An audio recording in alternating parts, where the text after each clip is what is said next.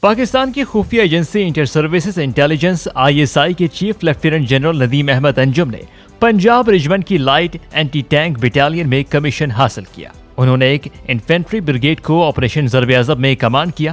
Operation رد الفساد کے دوران IGFC بلوچستان بھی رہے۔ لیفٹیننٹ جنرل ندیم احمد انجم اسٹاف کالج کوئٹہ اور ایڈوانس اسٹاف کورس برطانیہ کے گریجویٹ ہیں۔ پاک فوج کی پنجاب ریجمنٹ اور پاکستان ملٹری اکیڈمی کے 78ویں لانگ کورس سے تعلق رکھنے والے لیفٹیننٹ جنرل ندیم انجم کمان اینڈ اسٹاف کالج کوئٹہ کے کمانڈ کے طور پر بھی خدمات انجام دے چکے ہیں۔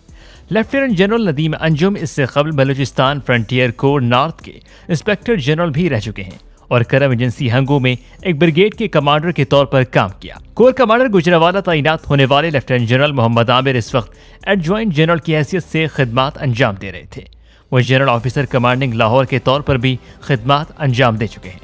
کوارٹر ماسٹر جنرل تعینات ہونے والے لیفٹیننٹ جنرل عاصم منیر اس سے قبل کور کمانڈر گجرانوالہ کے طور پر خدمات انجام دے رہے تھے۔ وہ جنرل فیض سے پہلے ISI کے ڈائریکٹر جنرل کے طور پر خدمات انجام دے چکے ہیں۔ واضح رہے کہ پاک فوج میں اعلیٰ سطح پر تقرر اور تبادلے کیے گئے ہیں اور DG ISI لیفٹیننٹ جنرل فیض حمید کو کور کمانڈر پشاور اور لیفٹیننٹ جنرل ندیم انجم کو نئی DG ISI تعینات کر دیا گیا۔ بدھ کو پاک فوج کے شعبہ تعلقات عامہ ISPR کے جاری بیان کے مطابق لیفٹیننٹ جنرل ندیم انجم کو انٹر سروسز انٹیلیجنس ISI کا نیا ڈائریکٹر جنرل DG تعینات کر دیا گیا۔